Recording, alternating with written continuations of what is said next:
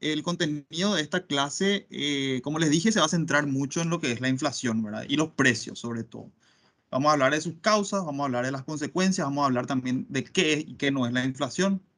Luego vamos a ir un poquito a lo que es la medición de la inflación en Paraguay. Yo no sé si ustedes saben que hay varias formas de medir la inflación, dependiendo de lo que uno quiera ver, ¿verdad? Hay diversos índices de precios y, por supuesto, el más utilizado es el IPC, ¿verdad?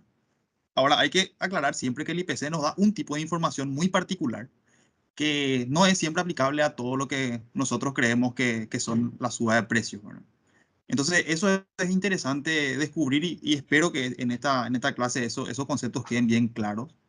También vamos a ver un apartado que se llama credibilidad del IPC, ¿verdad? Y vamos a mostrar cómo uno podría hacer para medir realmente la credibilidad que tiene un indicador económico y estadístico, ¿verdad? Publicado por el Banco Central o por cualquier institución. ¿Qué realmente tenemos que pensar cuando pensamos en credibilidad, ¿verdad? No sé si aplica tanto el hecho de que el dato que se muestra y que se publica no se condice con lo que yo percibo, ¿verdad? No sé si va por ahí la credibilidad. Y vamos a intentar un poco aclarar eso también, ¿verdad? De por ahí la credibilidad tenemos que medirla en otros términos o intentar ver realmente cuál es el fin, para qué sirve el IPC y si realmente cumple ese fin, ¿verdad? Y finalmente vamos a cerrar con unos tópicos finales. Vamos a mostrar algunos indicadores de inflación subyacente. Vamos a hacer un poquito un repaso también y unas diferencias, unas distinciones entre lo que es el IPC y el costo de vida. También, por ejemplo, el tema del salario mínimo, ¿verdad? Que está muy en auge hoy por hoy, ¿verdad? Todos esos temas vamos a ir tocando así a poquito y ver cómo eso se relaciona también con el IPC. ¿Por qué no, verdad? Entonces, bueno, sin más, vamos a arrancar, ¿verdad? Como les dije, vamos a empezar con qué es la inflación, sus causas y sus consecuencias. Y me gusta arrancar con esta slide, ¿verdad? Que bien claramente nos muestra la definición de la inflación. Básicamente, la inflación se define como el aumento sostenido y generalizado de los precios de los bienes y servicios de una economía, ¿sí? Eh, Esta definición, aunque parezca muy sencilla, realmente es bastante profunda y bastante precisa, ¿verdad? Es el aumento sostenido, ¿verdad? Aumento sostenido en el tiempo y también generalizado en los precios de los bienes y servicios de una economía, ¿verdad? O sea, sostenido quiere decir que persiste en el tiempo y generalizado quiere decir que se refiere al total de precios de la economía o por lo menos a la mayor parte de los precios de la economía. Por eso, entre paréntesis, puse también el nivel general de precios, ¿verdad? Que el nivel general de precios es algo que se distingue del precio individual de un bien particular o de un servicio en particular o de una canasta de bienes y servicios particular que me represente a mí o a mi familia, ¿verdad? No se trata de eso, se trata más bien del nivel general de precios de una economía, ¿sí? Por ende, la inflación entonces no es. ¿Qué no es la inflación? La inflación no es el aumento transitorio de precios de algunos bienes, tampoco es el aumento de precios de un único bien o de unos pocos bienes. Como mencioné, ¿verdad? Si sube un único bien en el mercado, pero los demás bienes no tuvieron variación, eso no se puede llamar inflación porque estamos hablando de un solo bien que está subiendo. O unos pocos bienes, la misma cosa, ¿verdad? Siempre cuando hablamos de inflación tenemos que pensar en el nivel general de precios y en un aumento generalizado en los precios. Tampoco la inflación es la variación de los precios relativos de los bienes. En economía le llamamos precios relativos a los precios en comparación. Por ejemplo, subió más tal bien con respecto al precio de otro bien, ¿verdad? En realidad la inflación se refiere a un aumento generalizado, no de uno por sobre otro. Tampoco la inflación es el aumento de los precios de la canasta básica. Más adelante vamos a distinguir bien este concepto porque se quiere confundir mucho y hasta inclusive en los medios de prensa escuchamos este término de canasta básica para referirnos a la inflación, ¿verdad? Y esto es quizás un error involuntario, pero que se comete mucho, ¿verdad? De que básicamente el IPC no mide los precios de la canasta básica, ¿verdad? Vamos a aclarar eso más adelante, no se preocupen, espero dar un poquito de luz también en ese tema.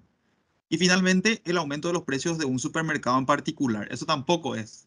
la inflación, ¿verdad? A mí me pasa que de repente justo me fui al súper más caro de mi ciudad y me parece que todo aumentó, o incluso me voy al mercado y me parece que todo está más caro ahí, pero en realidad la inflación debería reflejar un incremento en los precios generales y en todos los lugares de los precios, ¿verdad? No solamente en un determinado establecimiento en particular.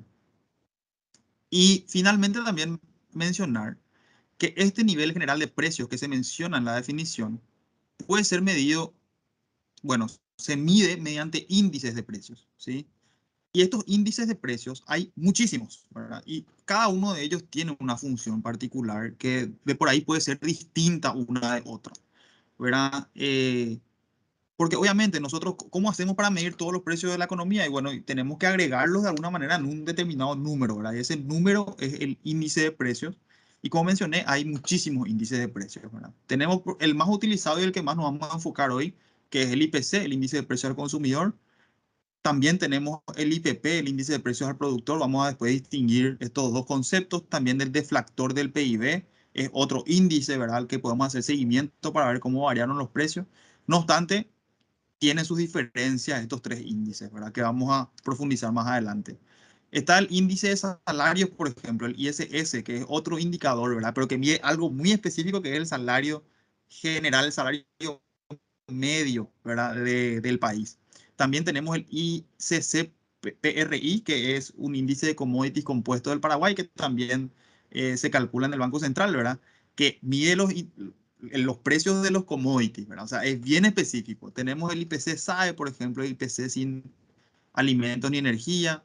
Tenemos IPC núcleo, IPC aumentado, el PCE, que es un indicador que utiliza Estados Unidos para medir su inflación y su política monetaria. Podemos separar y desagregar el IPC en diferentes subcanastas, como por ejemplo los bienes nacionales solamente o bienes importados solamente. También tenemos un indicador subyacente, vamos a explicar después mejor qué es eso también, subyacente X1.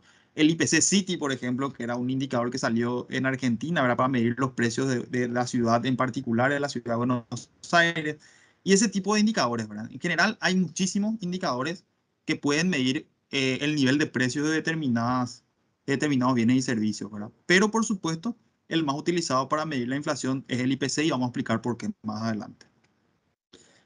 Antes de irnos en específico a lo que es el IPC, me gustaría hablar de la inflación en general como un fenómeno económico de relevancia, ¿verdad?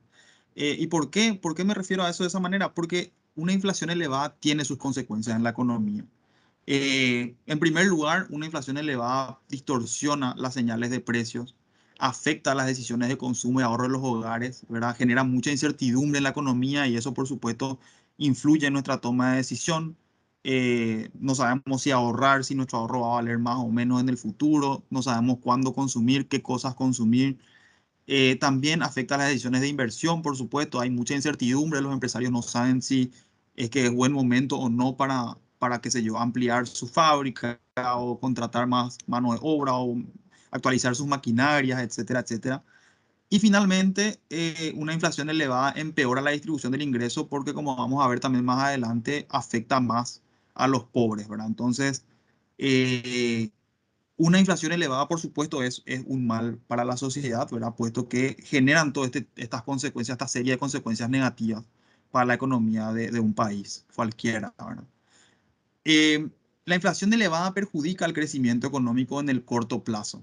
Y acá, simplemente a modo de ejemplo, vemos lo que ocurrió en Venezuela, ¿verdad? Allá por los años 2014 al 2018, como se puede ver en el gráfico. Eh, en este caso, ¿por qué decimos corto plazo? Porque es casi, casi a lo que ocurrió de manera simultánea, ¿verdad? En este caso, los precios empiezan a disparar a partir del 2013 en adelante y en ese mismo momento vemos una caída en la producción de la economía, casi, casi uno a uno con el incremento tan brusco de los precios, ¿verdad? Simplemente mostrar acá, ¿verdad? Todas esas consecuencias que le mencioné recién, ¿verdad? Ese aumento de incertidumbre, ese efecto en la inversión, ese efecto en el consumo, ¿verdad? De manera muy, digamos, inmediata, tiene su impacto en lo que es la actividad económica. Y acá vemos también que la inflación elevada perjudica al crecimiento económico en el largo plazo, ¿verdad? Y acá también vemos de vuelta en el eje de abscisas la inflación media anual de los distintos países de América Latina y en el eje de ordenadas el crecimiento del PIB promedio para los países de América Latina. Pero ¿qué periodo estamos tomando acá? Estamos tomando del 95 al 2010, ¿verdad? Esto tengo que actualizar quizás hasta el 2020 y el gráfico no va a cambiar, ¿verdad? No obstante, acá vemos ya que en un periodo de 15 años, ¿verdad? Un plazo más largo, un largo plazo, vemos que mayor nivel de inflación, en este caso, mayor nivel de inflación media anual, está correlacionado con menores niveles de crecimiento económico, ¿verdad? Entonces, esto nos habla un poco de que la inflación tiene consecuencias tanto en el corto como en el largo plazo. Esto que les mencionaba recién, ¿verdad? La inflación elevada perjudica más a los pobres, ¿verdad? Siempre escuchamos hablar de eso y de por ahí nadie nunca nos explicó, de por ahí nunca investigamos por qué decimos eso. Y acá en estos dos gráficos, el de la izquierda y de la derecha, muestro dos situaciones en particular. En este gráfico vemos, este sería el incremento de los precios de los Estados Unidos, ¿verdad? Calculado por el BLS, Bureau of Labor Statistics. Acá vemos que ellos son los encargados de medir la inflación en ese país, ¿verdad? Entonces, vemos que entre el 2012 y el 2014, estos son, digamos, los distintos componentes de la canasta del IPC de Estados Unidos. Y fíjense que acá al lado tenemos la barrita, ¿verdad? El incremento acumulado en esos 2 años, ¿verdad? Y fíjense que, bueno, esto está en inglés, pero imagino que entienden, ¿verdad? Housing quiere decir gastos en alojamiento y vivienda, electricidad, cigarrillos, educación y servicios de telecomunicaciones, por ejemplo. Y abajo tenemos pasaje aéreo, hoteles, digamos, guarderías, restaurantes, vehículos nuevos, etcétera, etcétera. Entonces, ¿qué es lo que nos muestra este gráfico? Que efectivamente estos componentes de la canasta del IPC son aquellos componentes en los cuales las personas de más escasos recursos o las personas en los deciles más bajos de ingreso gastan su ingreso, ¿sí? Es decir, esto de arriba son aquellos componentes que las personas más pobres, a las cuales las personas más pobres destinan sus ingresos.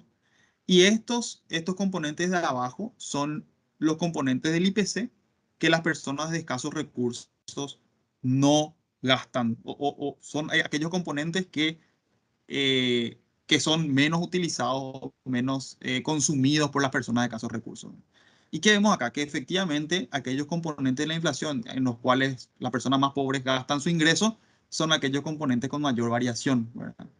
Y eso se da muchísimo en todos los países y toda la canasta del IPC del mundo, ¿verdad? Siempre la inflación suele ser más alta en componentes como alimentos, educación, servicios básicos, ¿verdad? Y no tanto en esos otros bienes y servicios más de lujo, ¿verdad? En los cuales quizás la inflación es menor o siempre es más moderada.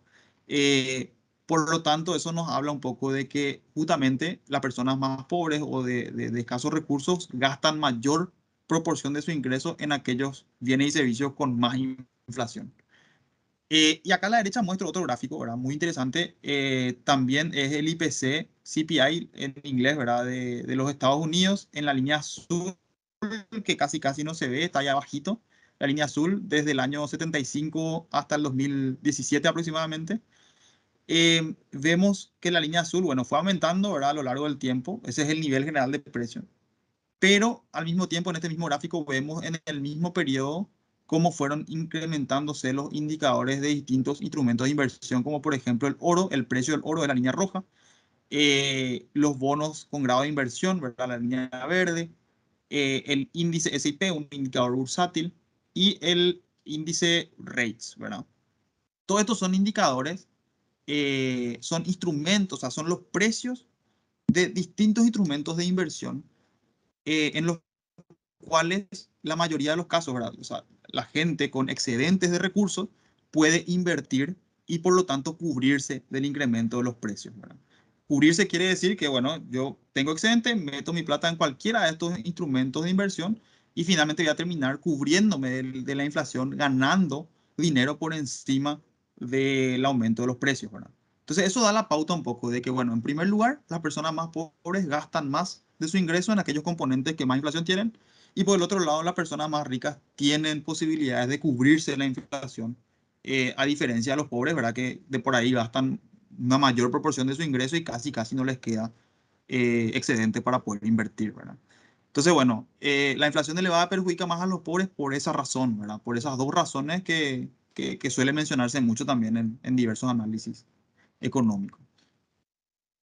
Ahora, la inflación no es la única consecuencia negativa de una distorsión en los precios, ¿verdad? También una deflación o una bajada en los precios puede generar problemas en la economía. Por las mismas cosas, ¿verdad? Distorsiona las señales de precio, afecta las decisiones de consumo y ahorro de los hogares, afecta las decisiones de inversión de las empresas y empeora la distribución del ingreso, ¿verdad? O sea, una deflación, es decir, un decrecimiento, una caída en los precios de la economía, también tiene sus consecuencias perjudiciales, porque por lo general eso está bien explicado por un menor dinamismo económico, ¿verdad? Y también genera incertidumbre, también te impide tomar decisiones con certeza y con seguridad y poder invertir tus ahorros, etcétera, etcétera. Entonces también tiene sus consecuencias negativas para la economía una deflación pronunciada. Acá vemos más precisamente cómo es el círculo vicioso de la deflación, ¿verdad? Cómo afecta a la economía. Básicamente una bajada de los precios hace que las empresas, ¿verdad? Que venden bienes y servicios tengan menores beneficios. Esto les lleva a las empresas a tener que hacer recortes en inversión y despidos en muchos casos, con lo cual, ¿verdad? Se reduce la renta disponible de las personas, de los trabajadores, inclusive también de los empresarios. Esto lleva a una caída en el consumo, ¿verdad? Una caída en el consumo porque ya las personas tienen menos renta, entonces van menos a los supermercados, a los centros de compra, ¿verdad? Y finalmente eso se traduce en una disminución de la demanda de bienes y servicios, lo cual vuelve a traducirse en una bajada de precios. ¿Por qué? Pues si no hay demanda, no hay nadie que me quiera comprar mi bien y servicio, entonces yo bajo el precio de mi bien o servicio para poder incentivar a que me compren. Entonces, una disminución de la demanda vuelve a hacer que bajen los precios y así se vuelve a dar todo este ciclo vicioso de la deflación. Entonces, bueno, simplemente para recordar acá, tanto inflación pronunciada como deflación pronunciada, eh, ambos tienen consecuencias negativas para la economía y justamente es por esa razón que la mayoría de los bancos centrales del mundo tiene como objetivo principal la estabilidad, la estabilización de los precios, ¿sí? Ni es su objetivo que la inflación decrezca, ni es su objetivo que la inflación crezca tampoco de manera muy acelerada, sino más bien es mantener una estabilidad en los precios en un determinado porcentaje, ¿verdad? Nada más para aclarar, ¿verdad? Sobre todo este curso que es Economía para no economistas, ¿verdad? Me gusta mostrar este gráfico, porque muchas veces escuchamos también en la tele o analistas económicos, inclusive políticos, ¿verdad? Que dicen la frase esta típica de la inflación es siempre en todo lugar un fenómeno monetario, ¿verdad? Una frase acuñada por Milton Friedman, un premio Nobel de Economía. Eh, y eso es lo que efectivamente ocurre, ¿verdad? Este es un gráfico que saqué de un libro de texto de economía, el libro de, ahí está la fuente, ¿verdad? Principio de Economía de Gregory Mankiw. Y tenemos el típico gráfico que a los economistas nos encanta dibujar, ¿verdad? Que es el gráfico en el cual tenemos precios en el eje de ordenadas y cantidades en el eje de abscisas. Y tenemos oferta y demanda graficados, ¿verdad? Ahora, en este caso en particular, graficamos precio y cantidad, pero del dinero, ¿sí? Del dinero. Y básicamente, ¿cómo medimos el precio del dinero? O más bien, el valor del dinero se mide como la inversa del nivel de precios, ¿sí? O sea, cuando el nivel de precios aumenta, quiere decir que tu dinero tiene menos valor porque compra menos bienes, ¿verdad? Por esa razón, a medida que se reduce el valor del dinero, viste que acá pasa de 1 a 3 cuartos, a 1 medio, a 1 cuarto y a 0, acá baja el valor del dinero, eso se corresponde a un incremento en el nivel de precios de 1 a 1,3, a 2 a 4, ¿sí? Simplemente son paralelos, o sea, les pongo en paralelo porque son la misma cosa, ¿verdad? Un aumento en el nivel de precio quiere decir un decrecimiento en el valor del dinero, ¿sí? Entonces, bueno, en este gráfico dibujamos la demanda de dinero con una pendiente negativa. Eso quiere decir que a medida que se reduce el valor del dinero, yo necesito más dinero para poder comprar la misma cantidad de bienes y servicios, ¿verdad? O sea, necesito más dinero para hacer transacciones. Entonces, obviamente yo empiezo a demandar más dinero físico cuando el valor del dinero se reduce. Por tanto, la demanda de dinero tiene una pendiente negativa. Y la oferta de dinero, que está acá, esta línea azul, ¿verdad? Recta acá, tiene justamente esa forma recta, porque esta oferta de dinero en teoría se fija de manera discrecional, ¿verdad? Porque los bancos centrales en teoría tienen, digamos, la exclusividad en emisión de moneda, ¿verdad? Obviamente hay un montón de tipos de agregados monetarios, un montón de instrumentos que son también, que fungen también como dinero, ¿verdad? Pero se entiende que más o menos, o por lo menos de manera aproximada, la oferta de dinero siempre está a cargo de los bancos centrales de los países, ¿verdad? Entonces, ¿qué es lo que nos muestra este gráfico? Este gráfico nos muestra que si es que un banco central decide incrementar la oferta de dinero de manera discrecional, esta oferta se va hacia la derecha, esta recta se va hacia la derecha, con lo cual el valor del dinero cae en el punto de equilibrio, pasa del punto A al punto B, ¿verdad? Por el punto de equilibrio es donde se intersectan oferta y demanda. Entonces, el valor del dinero cae desde el punto, desde un medio hasta un cuarto, ¿verdad?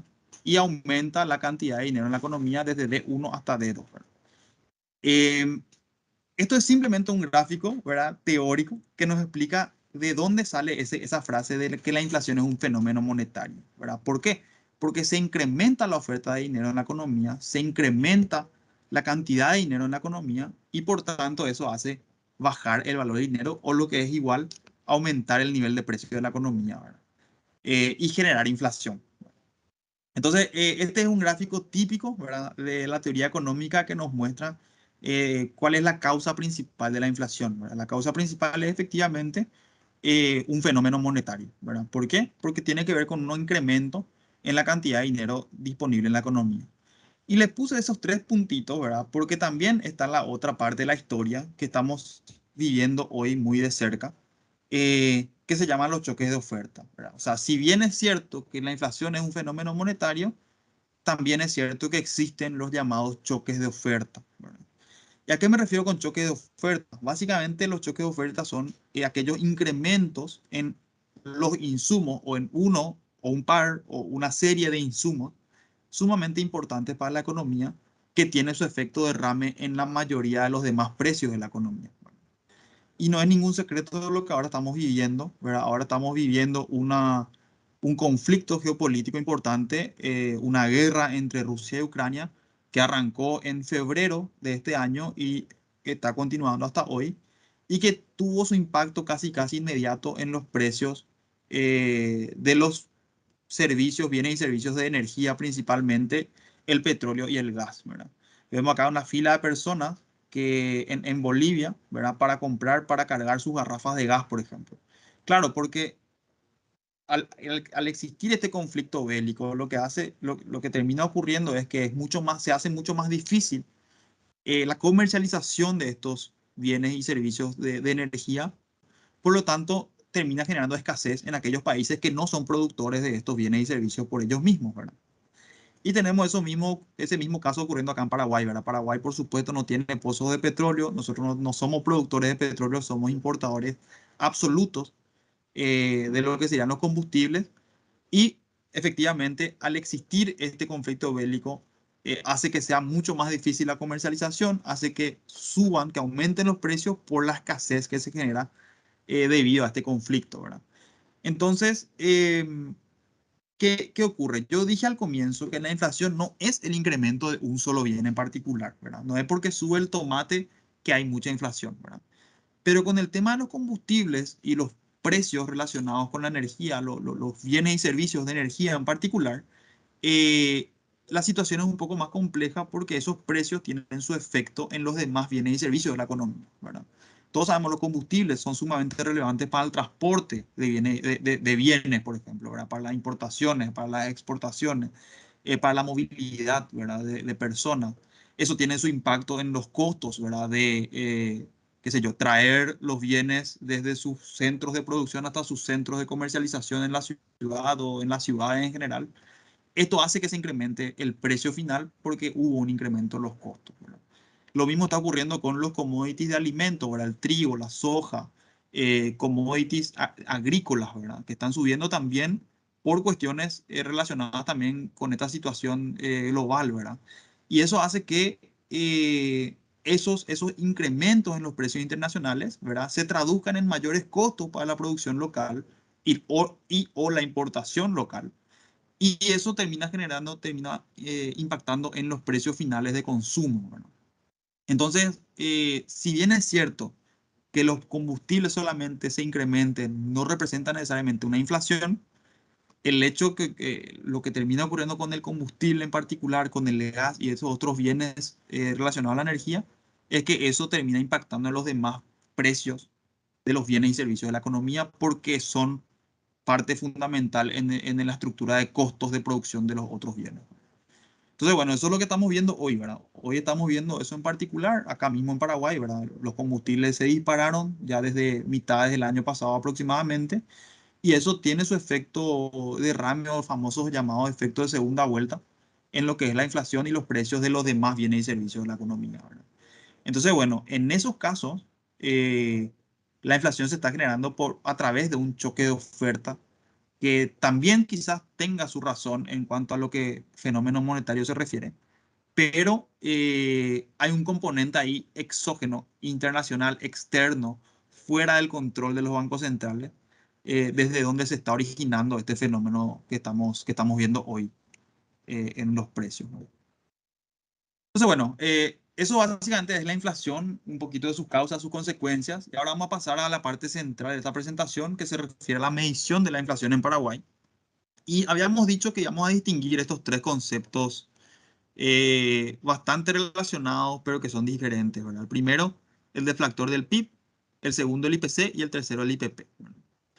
El deflactor del PIB es un índice de precios que calcula la variación de los precios de una economía en un periodo determinado, utilizando para ello el Producto Interior Bruto, ¿verdad? Básicamente se toma el PIB a precios corrientes y el PIB a precios constantes, se hace una división y esa diferencia, ese cociente resultante es un índice que nos mide, digamos, el incremento en los precios en el tiempo, ¿verdad? O el nivel general de precios de todos los bienes producidos de la economía, ¿verdad?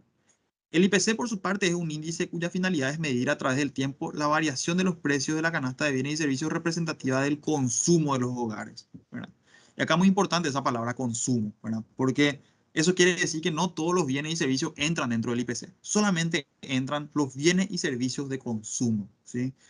Y finalmente el IPP es un índice también que mide la variación de los precios de una canasta de bienes y servicios en la primera línea de distribución y difiere del IPC en cuanto a su cobertura. Por ejemplo, el IPP incluye sí materias primas y bienes semiterminados, o sea, bienes no de consumo necesariamente, sino para producción, ¿verdad? Entonces, bueno, son tres indicadores, ¿verdad? Los tres miden índices de precios, los tres miden precios, ¿verdad? Pero los tres tienen diferencias. El deflactor del PIB, ¿verdad? Nos mide eh, el nivel de los precios de aquellos bienes que se producen en el país, ¿sí? Porque el PIB es, por supuesto, el Producto Interno Bruto, es todo lo que se produce en el país en un año en específico, ¿sí? Y el deflactor nos mide el incremento en esos precios, de esos bienes y servicios producidos en el país. Pero ¿qué pasa con los bienes y servicios importados? Bueno, eso no entra en el deflactor del PIB, porque el PIB es, por definición, todo lo que se produce en el país, ¿verdad? No, no lo que se produce afuera, sino lo que se produce exclusivamente en el país. Por otro lado, el IPC nos muestra el incremento de los precios, como ya dije, de consumo, ¿verdad? Es decir, acá no entra, eh, por ejemplo, bienes intermedios, ¿verdad? Bienes que nos sirven para producción de otros bienes. No, solamente entran los bienes que son para consumo final de los hogares. Y por supuesto, nosotros consumimos bienes producidos localmente, producidos afuera también. Por tanto, dentro del IPC sí entran aquellos bienes importados que son para consumo. Y finalmente el IPP es un índice que nos mide justamente los precios al productor, ¿verdad? O sea, los precios más bien de los insumos de producción de la economía y no tanto de los precios finales de consumo, ¿sí? Entonces, bueno, estos tres índices lo tenemos en la página del BCP. Ustedes pueden entrar y comparar, ¿verdad? Ver cómo varían cada uno, ver la diferencia.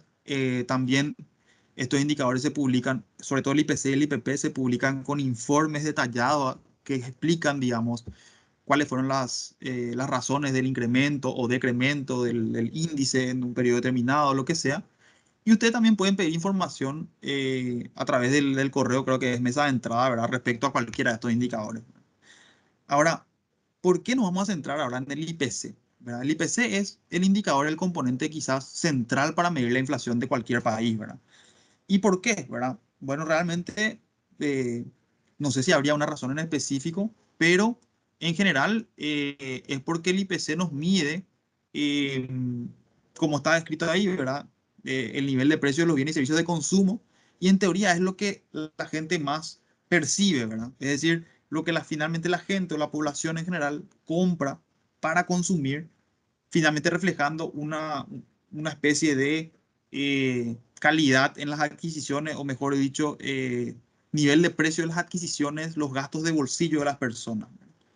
Y eso es importante porque nos mide en mayor o menor medida, ¿verdad? El bienestar de la población, ¿verdad? Por esa razón es que el IPC suele ser el componente, el indicador preferido para hacer el seguimiento de la inflación de un país, ¿verdad? Y generalmente es la inflación medida con el IPC la que se utiliza como referencia para establecer los objetivos de los bancos centrales y los objetivos de inflación de los bancos centrales que están sobre todo funcionando bajo esquema de meta de inflación. ¿Cómo se construye el IPC? Y como les dije, ahora vamos a centrarnos más en este indicador, ¿verdad? Que es el indicador que todo el mundo habla, que todo el mundo comenta, que todo el mundo retuitea, que todo el mundo lee en los medios de prensa, ¿verdad? ¿Y cómo se mide finalmente el IPC? Básicamente, el IPC se construye siguiendo una serie de determinados pasos. En este caso, acorté un poquito esos pasos y le puse cuatro nomás para entender mejor. En primer lugar, se realiza una encuesta a los consumidores para determinar la composición de una cesta de bienes de un consumidor típico. ¿Sí? Se hace una encuesta grande. Generalmente esta encuesta la realiza la DGEC, ¿verdad? La Dirección General de Estadística, Encuesta y Censo, que ahora cambió el nombre y se llama INE, el Instituto Nacional de Estadísticas. Ellos generalmente hacen esta encuesta a nivel país, ¿verdad? Donde tratan de determinar en qué bienes y servicios las familias del Paraguay gastan su ingreso. ¿Sí? Luego ellos hacen una serie de recopilación de esa información, ¿verdad? Y ven más o menos, establecen, digamos, cuántos son los pesos o las ponderaciones que se destinan a la compra de tal o cual bien o servicio. ¿Sí? Eso lo realizan ellos y luego nos pasan esos datos a nosotros, o sea, al BCP en este caso, porque el BCP es el encargado de medir la inflación. Luego el BCP escoge un periodo llamado base en el cual calculan el costo de esa canasta. ¿Sí? O sea, el INE o la DGEC nos dice a nosotros, bueno, las familias en Paraguay en promedio gastan en tantos kilos de pan, tantos litros de leche, tantos kilos de carne, tanto, ¿verdad? En un mes. ¿Verdad? Y el BCP lo que hace es elegir un periodo de referencia y va y averigua los precios de esas cantidades de bienes y servicios en un periodo en particular. Y conforman el precio de esa canasta de bienes y servicios del consumidor típico. ¿Sí? Entonces, básicamente, el BCP se va a preguntar los precios y forma el precio de esa canasta en el periodo base. ¿Sí? Luego, cada mes, porque eso también es importante mencionar, el IPC es un indicador mensual, sale a inicios de cada mes, el resultado del mes anterior. Cada mes el BCP va y recolecta datos de precios de todos los elementos de la canasta y se compara el precio de la canasta de ese mes en particular con el precio de la canasta en el periodo base. Y finalmente el IPC de cada mes es igual a 100 por ese cociente del costo de la canasta en este mes dividido el costo de la canasta en el periodo base. ¿Sí? Ahora, esto es una fórmula matemática de por ahí, no es tan intuitiva, pero vamos a ver un ejercicio enseguida, ¿verdad? Ahora, ¿por qué se tiene que elegir un periodo base? ¿Qué es lo que es ese periodo base? Bueno, piensen en lo siguiente, ¿verdad? Tenemos que nosotros determinar una canasta de bienes y servicios, ¿verdad? Que sea representativa del consumo promedio, ¿verdad? Del Paraguay. Entonces, bueno, se hace la encuesta, ¿verdad? Esa encuesta tiene que abarcar a todo un año, ¿verdad? Porque tenemos que determinar compras en todas las estaciones del año, ¿verdad? Porque no es lo mismo mi canasta de consumo en verano que mi canasta de consumo en invierno. Entonces yo tengo que promediar, digamos, mi consumo a lo largo de todo un año, y no solo el mío, sino el de todas las personas encuestadas, ¿verdad? Eh, y se fija eso, esa canasta como fija, ¿sí? Eh, Porque obviamente es un trabajo demasiado grande, demasiado complejo y demasiado costoso, ¿verdad? Entonces, la mejor forma de hacerlo es mantenerlo fijo y simplemente hacer variar los precios de esos bienes y servicios que ya están fijos ahí. Em, no obstante, ¿verdad? El periodo base tiene que ser actualizado cada tanto porque siempre hay nuevos bienes y servicios que se van incorporando a los hábitos de consumo de los hogares, ¿verdad? Entonces, por lo general, ¿verdad? Se recomienda que un periodo base o una canasta típica del IPC dure entre 5 a 7 años, ¿verdad? Aproximadamente, y luego se vaya actualizando porque se tienen que incorporar nuevos bienes a esa canasta y se tienen que desechar o tienen que salir los bienes que ya se dejaron de consumir o que ya dejaron de ser representativos, ¿verdad? Entonces, bueno, la idea es esa, ¿verdad? Fijar en un periodo base unos pesos fijos para cada bien y servicio de la canasta e ir tomando los precios, ¿verdad? Eso en estadística se conoce como índice de las pairs. Probablemente la gente que estudia estadística va a estar familiarizada con ese concepto, pero nos centramos exclusivamente en la variación de los precios y no en la variación de las cantidades de consumo de la canasta, ¿sí? Vamos a ver un ejemplo ahora de cómo se calcula el IPC, un ejemplo súper sencillo, ¿verdad? Vamos a suponer que la canasta familiar que se calculó en esa encuesta grande que mencioné consta de 20 pizzas y 10 gaseosas, ¿verdad? Esa es toda la canasta de consumo. Supongamos que, ¿verdad? Para hacerlo sencillo, solamente dos bienes, ¿verdad? Pizza y gaseosa, y en estas cantidades, 20 pizzas y 10 gaseosas es lo que consumen las familias en promedio, ¿verdad? Y acá tenemos en el cuadrito los precios en los distintos meses, ¿verdad? Diciembre de 2021 la pizza estaba a $10 o peso o unidades monetarias, lo que ustedes quieran. Y la gaseosa estaba a 15. En enero la pizza estaba a 11, la gaseosa 15. En febrero la pizza estaba a 12 y la gaseosa 16. Y en marzo la gaseosa está a 13, pero la pizza está a 13 y la gaseosa 15, ¿verdad? Fíjense en esta fórmula, ¿sí? En esta fórmula que está acá. 100 por coste de la cesta en este mes dividido el coste de la cesta en el periodo base, y tomemos diciembre de 2021 como periodo base. ¿Sí? Este sería el periodo base. Ok. ¿Cómo se calcula el IPC en este ejemplo en específico? Bueno, en primer lugar, se determina el coste de la cesta en todos los meses, ¿verdad? Recordemos, 20 pizzas y 10 gaseosas para todos los meses. Por eso es que se queda fijo 20 pizzas en todos los meses y 10 gaseosas en todos los meses. Y eso se multiplica por el precio, ¿verdad? 20 pizzas por su precio más 10 gaseosas por su precio. Y la canasta típica de consumo en el mes de diciembre fue de $350 o pesos, ¿verdad? Ese 350 sería el costo de la canasta en el periodo base porque estamos asumiendo que diciembre es nuestro periodo base, ¿sí? Luego calculamos el precio de la misma canasta en los distintos meses y usamos esta fórmula para determinar el IPC. Entonces, esta fórmula acá vemos en el cuadrito de la derecha cómo se genera el IPC. 100 por el costo de la cesta en ese mes, dividido el costo de la cesta en el periodo base. Para el periodo base da 100, pero a partir de enero en adelante el IPC va aumentando, ¿verdad? Y este IPC es lo que sería el nivel general de precios de esta economía en particular, con 20 pizzas y 10 gaseosas nada más como bienes de consumo, ¿sí? Ahora, fijémonos en lo siguiente, ¿verdad? Acá, por ejemplo, entre enero y febrero, ¿verdad? La gaseosa costaba 15, pasó a costar 16. La pizza costaba 11, pasó a costar 12, ¿verdad? Eh, pero entre febrero y marzo, la pizza aumentó de 12 a 13, pero la gaseosa disminuyó de precio 16 a 15, ¿sí? ¿Y qué pasó con el IPC? El IPC igual aumentó de 114 a 117, ¿sí? ¿Qué quiere decir eso? Eso quiere decir que puede ser que ocurra que un bien en particular o un grupo de bienes en particular reduzcan su precio, pero que igual el nivel de general de precio aumente, ¿verdad? O puede ocurrir lo contrario, ¿verdad? Puede ocurrir que los precios de un bien en particular suba, pero el nivel general de precios baje, ¿verdad? ¿Por qué? Porque estamos hablando de nivel general, ¿verdad? Estamos hablando de promedio ponderado general de los bienes y servicios de consumo. Entonces, no es exclusivamente el precio de un bien el que va a determinar mi inflación, ¿sí? Sino es el precio de todos los bienes y servicios de consumo de esta economía la que va a determinar la inflación, ¿ok? Esta encuesta de presupuestos familiares, de donde salió la canasta del IPC actual, se realizó en Paraguay en el año 2015 y 2016, ¿verdad? ¿Por qué 2015 y 2016? Bueno, acá abajo ven que se hizo desde septiembre de 2015 hasta septiembre de 2016. Y como les dije, porque esa encuesta tiene que abarcar todo un año para poder captar los hábitos de consumo de los hogares a lo largo de todas las estaciones del año, ¿verdad? Eh, y con todas las estacionalidades, ahí viene y servicios que se consumen más y menos respecto a la época del año en la que estemos.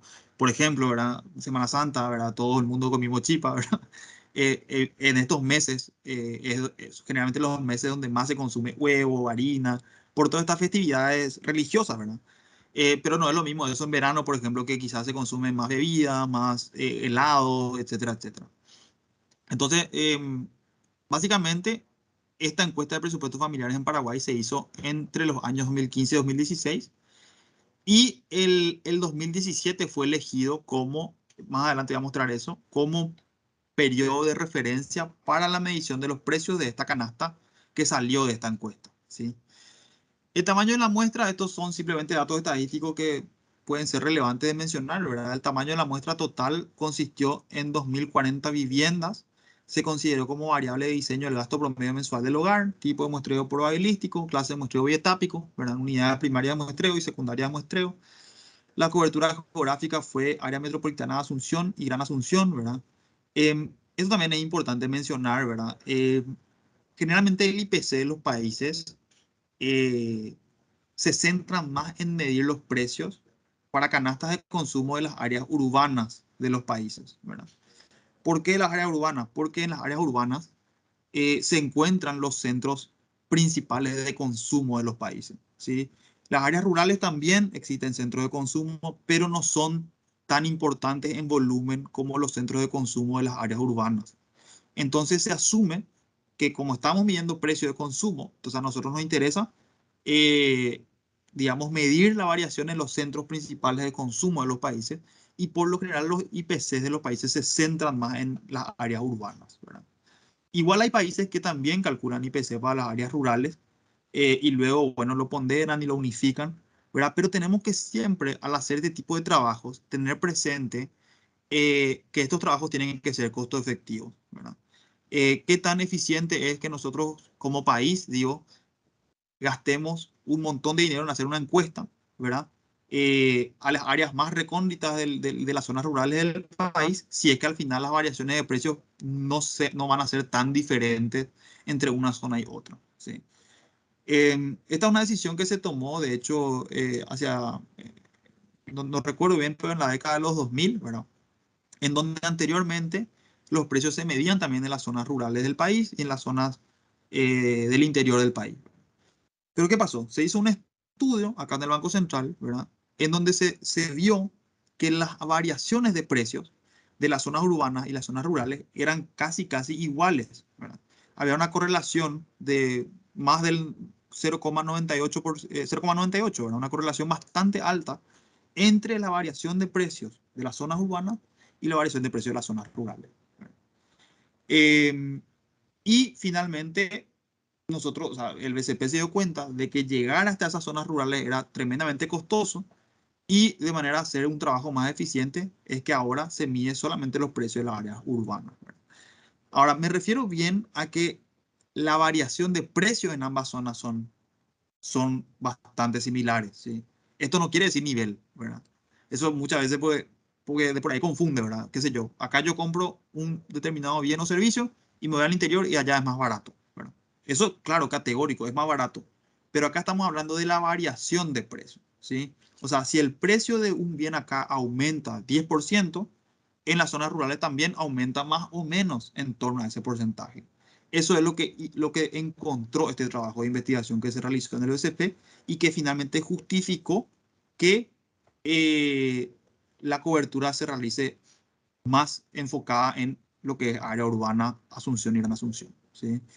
Em, esto es bastante, no sé si es sabido, ¿verdad? Pero es así y se determinó que existe una suerte de, eh, digamos, en economía le llamamos no arbitraje, ¿verdad? Pero en este sentido es un no arbitraje relativo. ¿Por qué? Porque es un no arbitraje en la variación de precios, no en los niveles, ¿sí? Los niveles de precios pueden ser diferentes entre zona y zona, pero las variaciones, los aumentos o los decrementos de precios sí son relativamente más similares, ¿verdad? Entre zonas y zonas. Entonces, por esa razón, ¿verdad? Sumamente justificada y también para hacer un trabajo costo efectivo, ¿verdad? No derrochar recursos, ¿verdad? Haciendo trabajos que de repente no aportan demasiado al resultado final, es que se decidió que la cobertura ya sea en las áreas urbanas del país. El marco muestral, bueno, el marco a ser utilizado fue constituido, ¿verdad? Conformado a partir del Censo Nacional de Población de Vivienda del 2002. Estos son datos estadísticos de cómo se hizo esta encuesta. Y como ya dije, el periodo de recolección fue del 2015 al 2016. Bueno, con esta encuesta se determinó los bienes y servicios que entran en la canasta del IPC y sus pesos, ¿sí? Sus pesos, ¿qué quiere decir? Que, qué sé yo, se gasta tanto por ciento del ingreso en frutas y verduras, tanto por ciento del ingreso en ocio, tanto por ciento del ingreso en educación, etcétera, etcétera. Más adelante te voy a mostrar esas divisiones. Eh, la información de la encuesta de presupuestos familiares registra aproximadamente 6.441 bienes y servicios, los cuales fueron después clasificados de acuerdo a esta clasificación de consumo individual por finalidades, un manual de clasificación internacional, ¿verdad? Que siguen todos los países del mundo que calculan IPC. Asimismo, los bienes y servicios se clasificaron según estos sean gasto de consumo, no consumo, inversión y transferencia, y con todas esas depuraciones se quedó finalmente en 6.365 bienes y servicios de consumo, ¿sí? Los cuales fueron agarrados por el BCP y fueron clasificados de vuelta en base a clasificadores compatibles con el sistema de cuentas nacionales, y resultó en una canasta del IPC, ¿verdad? Que tiene 465 productos generales en la canasta, ¿sí? Pero eso no quiere decir 465 productos y ya, ¿verdad? Porque uno se va al súper y encuentra montones de bienes y servicios, ¿verdad? Más de 400, muchísimo más de 400, ¿verdad? Lo que quiere decir es que los nombres, ¿verdad? Son productos generales que después se dividen otra vez en variedades y más de 800 variedades, y para cada variedad otra vez se recolectan un montón de precios con distintas características, ¿verdad? Doy un ejemplo. Un producto para la canasta del IPC puede ser arroz, ¿verdad? Pero dentro del arroz tenemos varias variedades de arroz, ¿verdad? Arroz integral, arroz blanco, arroz tipo 3, tipo 2, ¿verdad? Arroz, ¿cómo se le llamaba? Sí, de diferentes tipos, ¿verdad? O pan, por ejemplo. Un producto puede ser pan y dentro de pan tenemos las variedades pan integral, pan blanco, pan de sándwich, pan, qué sé yo. eh, Otro tipo de pan, ¿verdad? Pan francés, ¿verdad? Pan cañoncito, qué sé yo.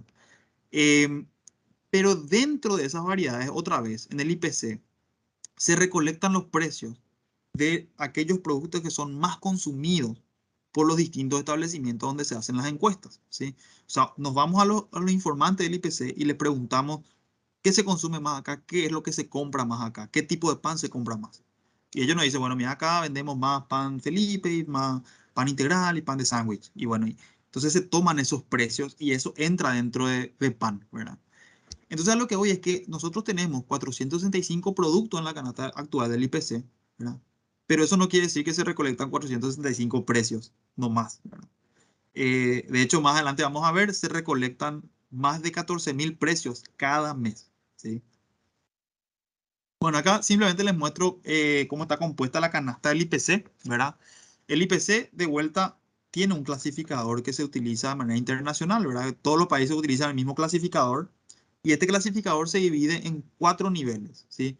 Primer nivel, nivel de agrupaciones. Segundo nivel, de grupos. Después, tercer nivel, nivel de subgrupos. Y el nivel 4 es el nivel de productos, ¿sí?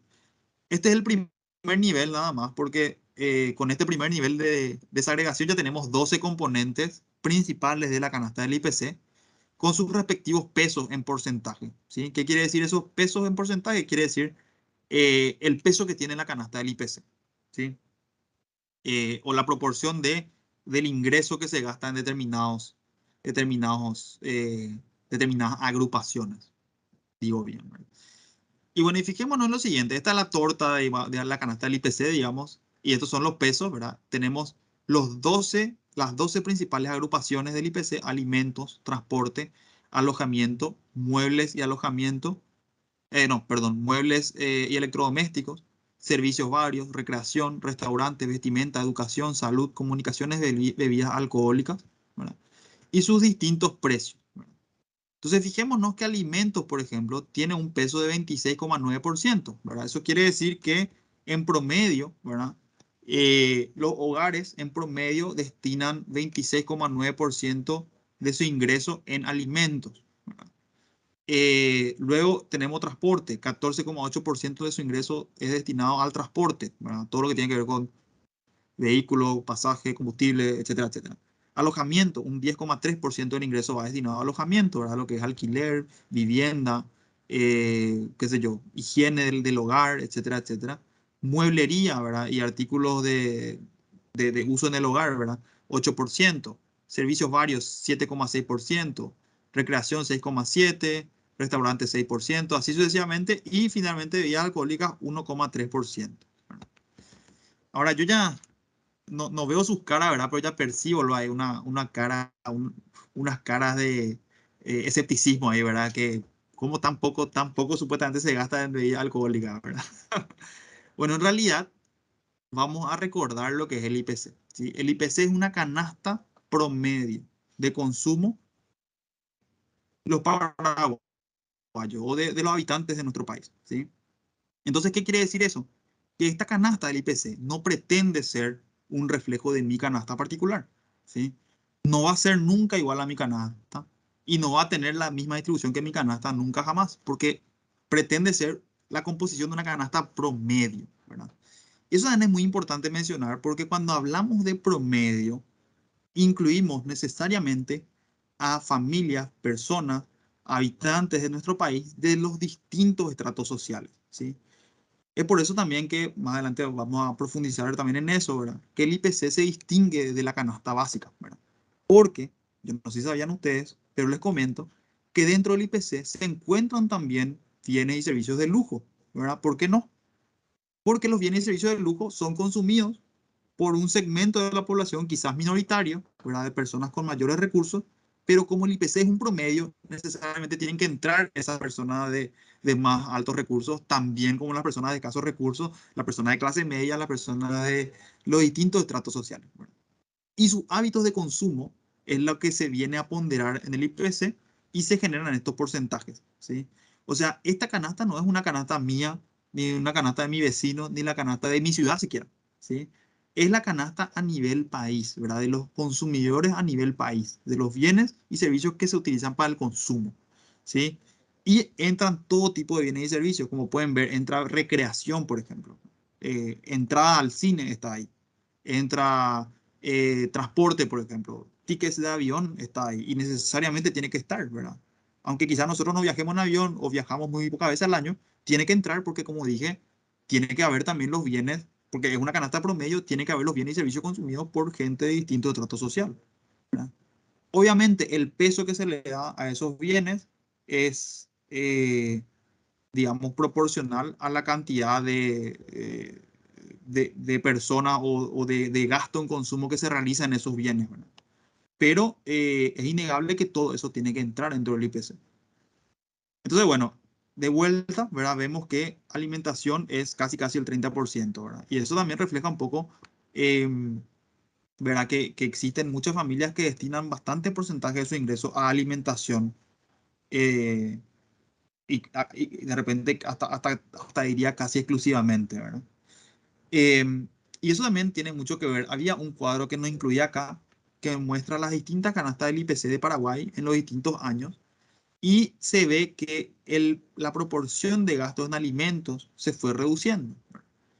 Y eso, por supuesto, es así, ¿verdad? En los países desarrollados, la proporción de gastos en alimentos es menor que en los países en desarrollo, ¿verdad? Paraguay es un país todavía en desarrollo, por lo tanto su gasto en alimentación es todavía bastante alto, ¿verdad? Pero en teoría, a medida que el país vaya desarrollándose, así como los países desarrollados hoy, ¿verdad?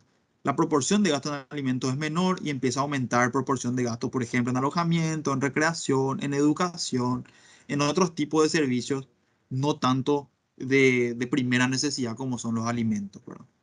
Pero eso se daría en la medida que el país se vaya desarrollando y las personas tengan mayores ingresos para cubrir sus necesidades básicas y luego poder gastar mayor proporción de sus ingresos en los diferentes bienes y servicios de consumo disponibles.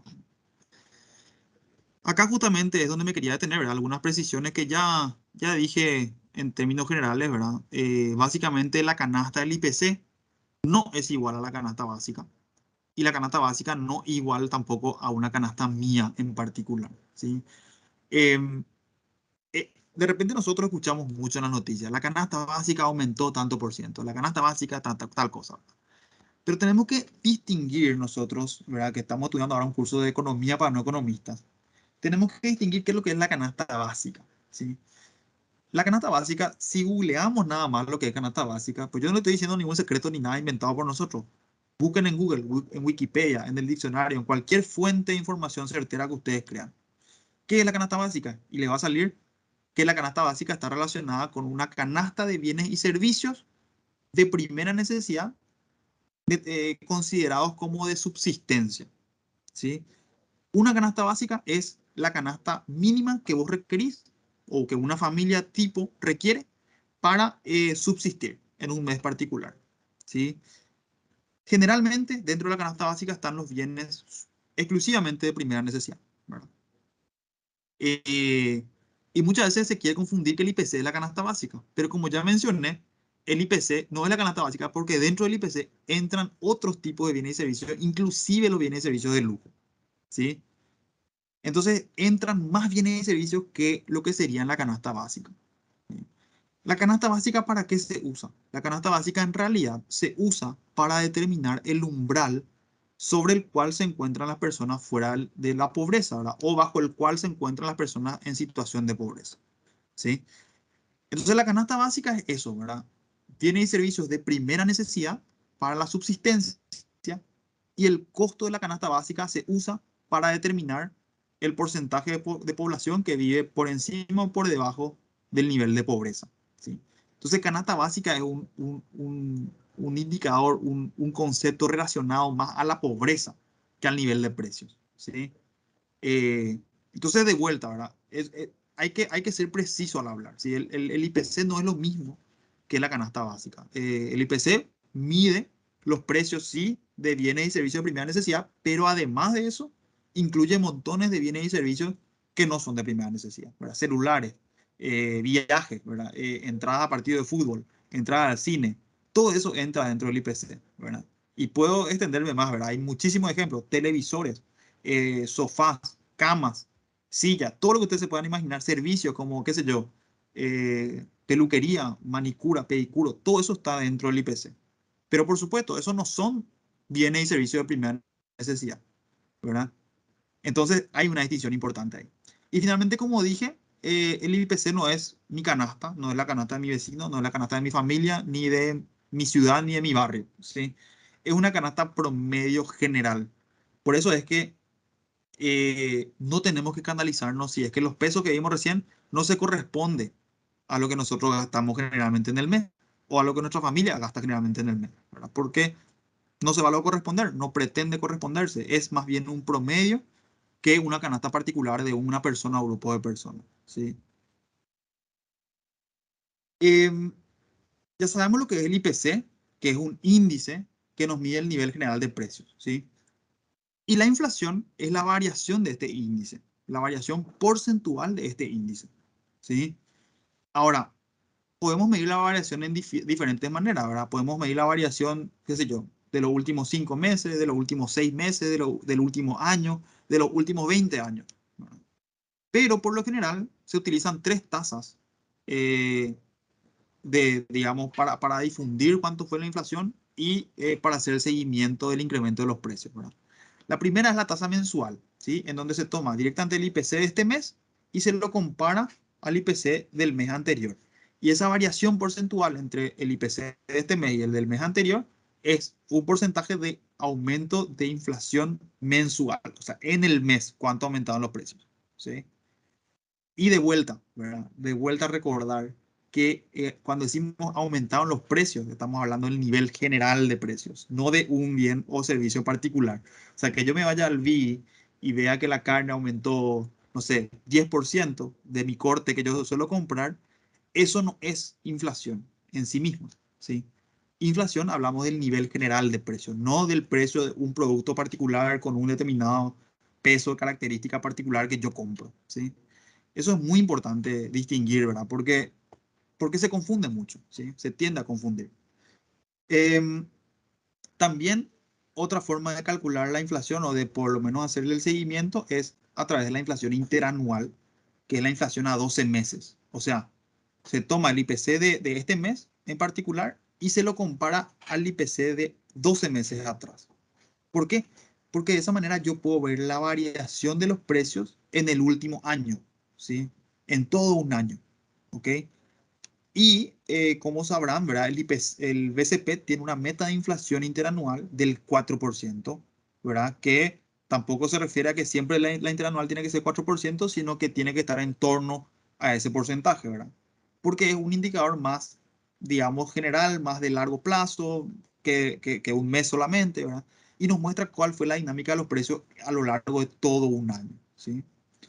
Y finalmente tenemos la tasa acumulada de inflación, en donde se compara el IPC actual con respecto al IPC de finales del año anterior. ¿Y por qué se hace eso? Para ver cuánto vamos acumulando de inflación en este año que está corriendo, ¿verdad? Por ejemplo, qué sé yo, ahora estamos en el mes de abril, ¿verdad? Se publicó hace poco el IPC de marzo. Entonces la tasa acumulada de inflación a marzo nos dice cuánto aumentaron los precios desde enero hasta marzo de este año, ¿sí?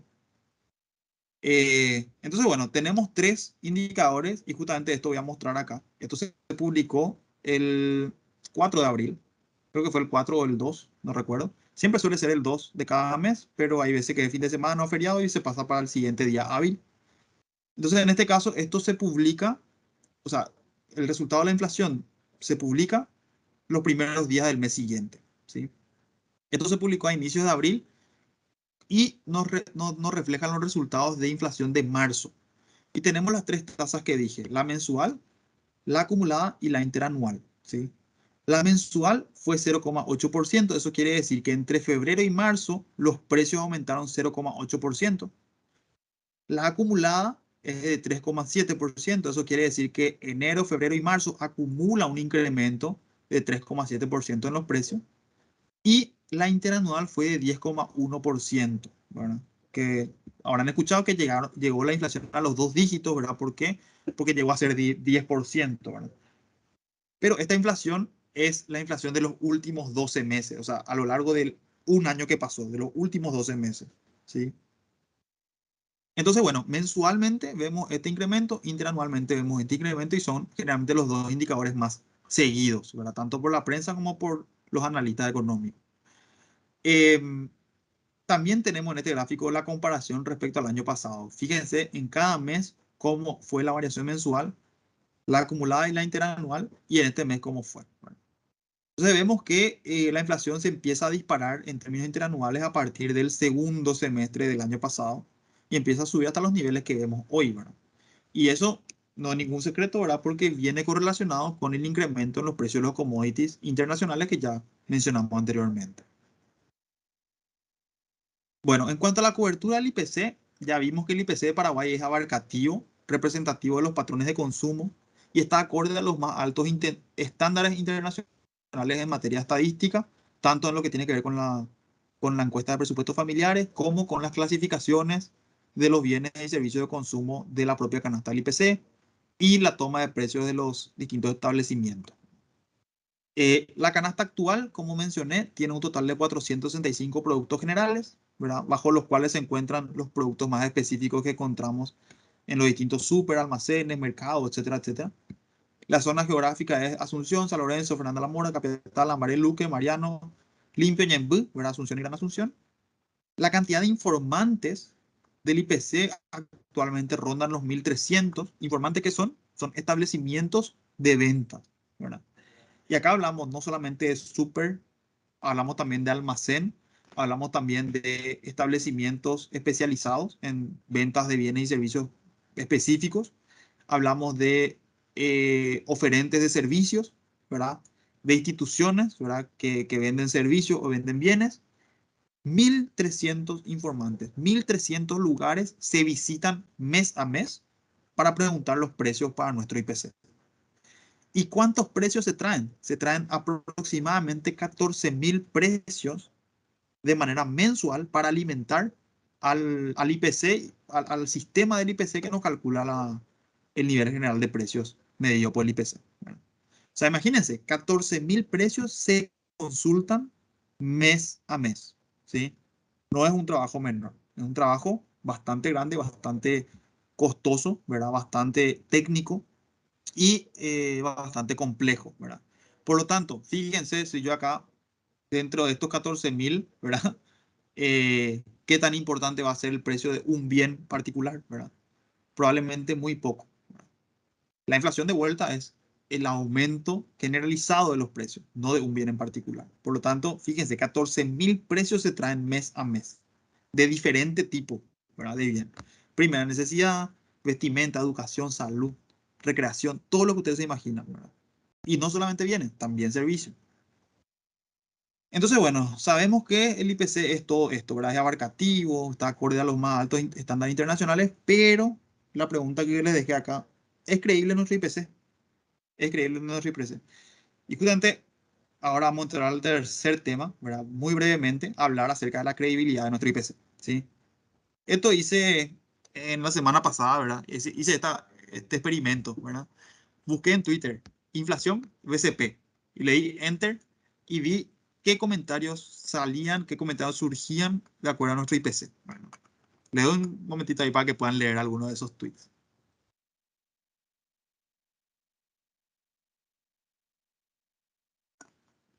Bueno, eh, generalmente en Twitter, ¿verdad? Es un lugar en donde uno puede expresar su opinión, ¿verdad? Pero que no tiene filtros de veracidad, de información, ¿verdad? Muchas veces en Twitter nosotros encontramos de todo, ¿verdad? Ya nos habrá pasado que habremos leído una fake news o lo que sea, pero sobre todo Twitter es un lugar donde las personas de de todo tipo, ¿verdad? Pueden expresar su opinión de manera pública, ¿verdad? Y eso es lo que termina ocurriendo con las estadísticas, no solamente del IPC, sino en general, ¿verdad? Y en cuanto al IPC en particular de Paraguay, uno puede leer distintos comentarios, ¿verdad? Medio escépticos, medio dudando de la veracidad, dudando de la metodología inclusive. Y habrá que preguntarnos si estas personas realmente conocen de la metodología de cálculo del IPC.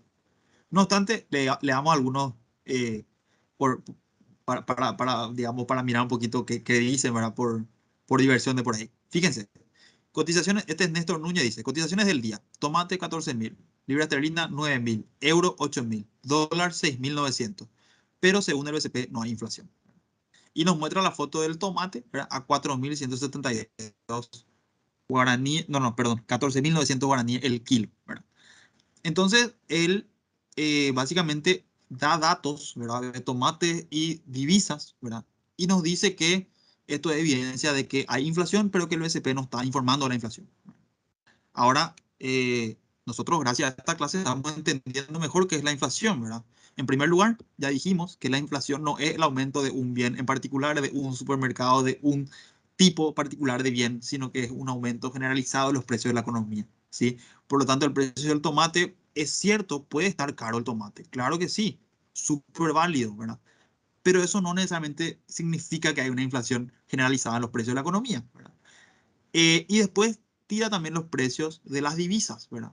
Y recordemos, el IPC es una canasta de bienes y servicios de consumo, ¿verdad? Y a menos que utilices tu dólar o tu libra esterlina como papel para hacer, qué sé yo, avioncito de papel, ¿verdad? Para distraerte con eso, no es un bien que se consuma, ¿sí? Si bien es un indicador importante, por supuesto, el valor de la moneda, ¿verdad? Y en comparación al guaraní, vos puedes decir, bueno, existe una depreciación de guaraní, lo que sea, pero eso no implica necesariamente una inflación generalizada. Sí tiene su impacto en la inflación, sobre todo los bienes y servicios importados, claro que sí, pero el aumento en el precio de las divisas no entra de manera directa al IPC. ¿Ok? Entonces, bueno, evidentemente, ¿verdad? Tiene su punto esta persona, ¿verdad? Pero no sabemos, o sea, quizás no está tan clara la definición de inflación que esta persona esté manejando, ¿verdad? Eh, este otro comentario, ¿verdad? 106.000 el kilo de carne y el BCP va a decir que la inflación está estable y que el IPC subió 4 décimas porque el perejil tuvo un brusco aumento por la sequía, ¿verdad? O sea, otro ejemplo, ¿verdad? De que un precio, un bien en particular ya te hace pensar que hay inflación, pero en realidad no sabes, ¿verdad? O sea, vos sabés el precio del bien que compras, pero los miles y miles de otros bienes que no compras, no estás midiendo los precios de esos otros bienes, ¿verdad? Que entran dentro del IPC, porque otra persona compra, ¿verdad? Eh, otro comentario, que el 2022 nos encuentre en el mismo supermercado al que van los que miden la inflación del LSP, ¿verdad? Como diciendo que los LSP se van a los supermercados donde, ¿verdad? Que no existen, ¿verdad? Que son supuestamente muy baratos. Pero en realidad, yo no sé si sabían que el IPC se toma precios, o sea, el IPC, para construir el IPC, se toman precios excluyendo los precios de oferta, ¿verdad? Porque los precios de oferta al menos aquellas ofertas que sean por bienes o servicios defectuosos o por calidad defectuosa o por remate de stock. Eso o de repente cantidad limitada. Por ejemplo, te dicen paga uno y lleva dos, ¿verdad? Ese tipo de cosas uno debería entender como que el precio se redujo a la mitad, ¿verdad? Porque por el precio uno está llevando dos. Pero eso no entra en el IPC porque distorsiona un poco, ¿verdad? El hábito de consumo de la familia, ¿verdad? O sea, yo tengo que tomar el precio de un bien particular con determinadas características particulares porque así ese es el bien que se consume según la encuesta de presupuestos familiares. Y no porque esté 2 por 1, ¿verdad? Yo voy a consumir más. O no porque me digan paga 2 lleva 3, yo voy a consumir más de ese bien. Porque en teoría los pesos se tienen que mantener fijos para la canasta del IPC. Entonces, bueno, simpático, ¿verdad? Da a entender que el BCP se va a los super y a los super que no existen, ¿verdad? Con precios súper baratos. Y no es así. En realidad el BCP no se va solamente a super, se va a montones, como ya dije, más de 1.300 establecimientos a buscar precios. Y evidentemente, al no tomar ofertas otra vez, es como que estamos inclusive tomando precios por encima de lo que quizás muchas de las personas compran, ¿verdad? Eh, la tormenta de Asunción fue más bola que la inflación del BCP. Ese es otro comentario también muy simpático. Escepticismo respecto a nuestro dato. Señores del BCP, para ustedes que dicen que hay inflación 0%, me sobra mucho mes al final del sueldo, ¿verdad? Otro comentario simpático. Y finalmente siempre está la excepción que confirma toda regla, ¿verdad? Este es un artículo de Tereré Cómplice, eh, un medio, digamos, una página de blogs, ¿verdad? En donde las personas escriben, ¿verdad? Sus diferentes experiencias, lo que sea. Artículos bastante interesantes, por cierto, privado, ¿verdad? Nada que ver, para nada relacionado con el BCP, que tuiteó un poquito acerca de qué es la inflación y cómo se mide y muestra un poquito con informaciones más certeras, ¿verdad? Qué es lo que estamos midiendo cuando hablamos de inflación y finalmente es un comentario un poquito mejor informado, ¿verdad? Para, como les digo, confirmar la excepción, para constituirse en la excepción que confirma la regla. Entonces, bueno, en redes sociales vemos muchísimo escepticismo, pero ¿eso es realmente una medida correcta de credibilidad de nuestro indicador? Pensemos un poquito. ¿Para qué se usa el IPC? ¿Verdad? ¿Cuáles son los objetivos? ¿Para qué se usa el IPC y cumple esos objetivos de uso? ¿La gente usa realmente o vamos a tomar los comentarios en Twitter para determinar si es creíble o no? ¿Sí? El IPC se usa en primer lugar para conocer la inflación promedio, ya sabemos eso. Permite al Banco Central diseñar la política monetaria orientada a procurar la estabilidad del valor de su moneda, ya sabemos también eso. Se utiliza para obtener magnitudes reales a partir de información económica expresada en términos nominales, ¿verdad? O sea, eh, ¿cómo se diría? Sí, quitarle el efecto de los precios a ciertas magnitudes económicas que medimos, ¿verdad? Quizá un poco más técnico, pero para obtener magnitudes reales, ¿verdad? No afectadas por las variaciones de precio. Y finalmente actúa como un factor de ajuste de otros precios de la economía, como por ejemplo prestaciones de seguridad social, alquileres, coeficientes de revalúo, etc. Ahora yo les pregunto, ¿el IPC se usa para estas cosas? ¿Sí o no? ¿O existe otro indicador que la gente prefiera usar antes que el IPC? Porque ahí radica, yo creo, la credibilidad de nuestro IPC, ¿verdad? No es tanto en lo que dice sultano o fulano en redes sociales, sino más bien en si cumple aquellos objetivos para los cuales fue creado, ¿verdad? Eh, el IPC se usa efectivamente para ajustar, por ejemplo, salarios, alquileres, seguridad social. La gente usa el IPC. La gente no te dice, no, sabes que yo te voy a ajustar mi alquiler en base al precio del dólar. O te voy a ajustar mi alquiler en base al precio del combustible, ¿verdad? No, generalmente se usa el IPC. O la gente de por ahí no te ajusta su salario diciendo, no, eh, exijo un aumento salarial que esté acorde al incremento del, no sé, la inflación en Argentina o del indicador medido por tal o cual consultora, ¿verdad? No, por lo general, siempre el indicador de variación de precios por excelencia más utilizado en Paraguay es el publicado por el BCP, ¿verdad? Entonces, en ese sentido, cumple su función porque se usa, ¿verdad? Nosotros tenemos un montón de pedidos acá desde el Banco Central, ¿verdad? De que nos piden, por ejemplo, reajustar tal o cual magnitudes, o nos preguntan de dónde puedo sacar la información del IPC, pues necesito reajustar tal o cual bien o servicio, necesito reajustar tal o cual cosa.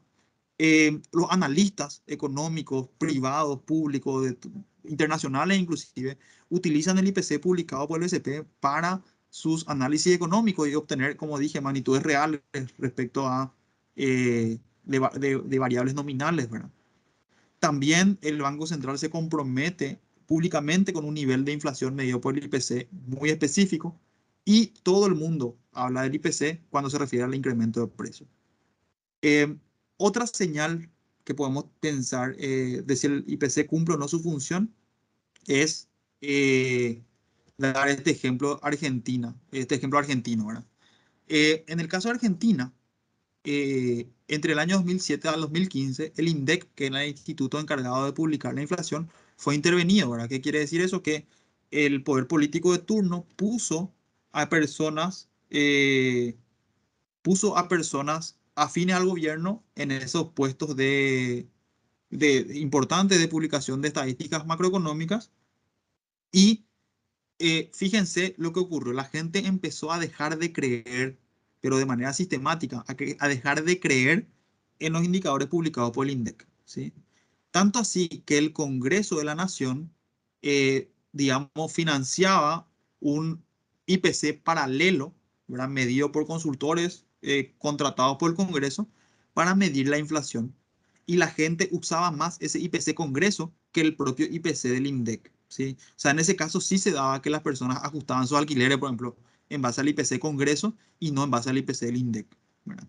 Acá tenemos diferentes consultoras privadas que realizaron índices de precio en Argentina en ese periodo, ¿verdad? Ecolatina, Buenos Aires, Finosport, Economía de Regiones, Bain, Rubenstein y el indicador, la inflación del INDEC, ¿verdad? Que era la institución encargada de hacerlo.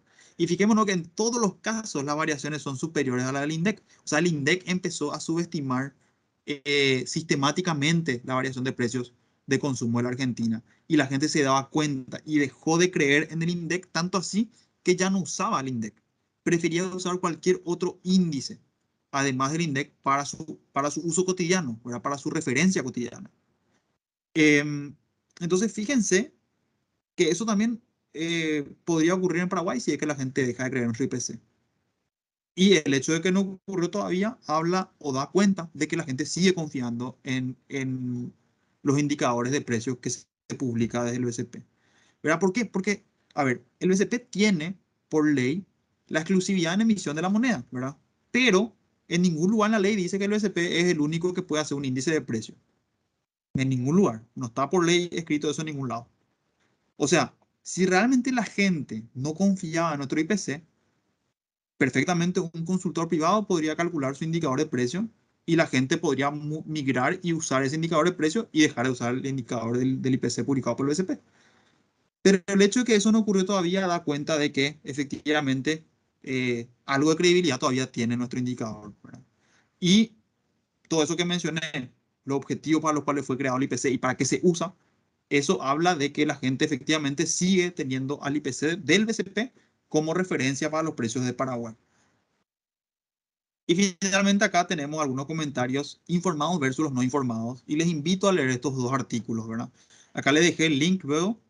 Este fue escrito en el 2022, ¿verdad? Este es un poquito más viejo, 2016. Pero de todas maneras hablan acerca de la experiencia de estas personas, o por lo menos de la información que estas personas tienen respecto al cálculo del BCP. Este en particular, ¿verdad? El artículo Los fantasmas del BCP, publicado en última hora, me parece sumamente interesante de recomendar y de leer, ¿verdad? Porque fue escrito por un periodista económico muy conocido actualmente en el medio de 5 días llamado Samuel Acosta, cuando trabajaba en última hora.